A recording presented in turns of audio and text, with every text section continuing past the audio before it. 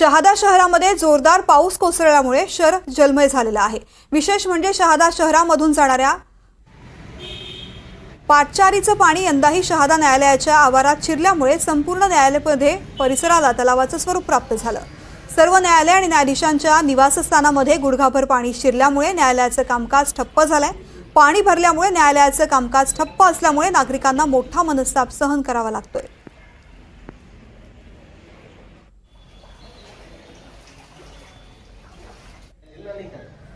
शहादा शहरामध्ये जोरदार पाऊस कोसळला, त्यामुळे शहरामध्ये सगळीकडेच पाणी झालेलं आहे। न्यायालयाच्या परिसरात सुद्धा पाणी शिरलंय। न्यायालयामधल्या सर्वच न्यायालयांमध्ये पाणी शिरले, सोबतच न्यायाधीशांच्या निवासस्थानांमध्येही गुडघाभर पाणी साचलेलं आहे। त्यामुळे न्यायालयाचं कामकाज ठप्प झालेलं आहे। त्यामुळे या पाण्याचा त्रास नागरिकांना होतोय।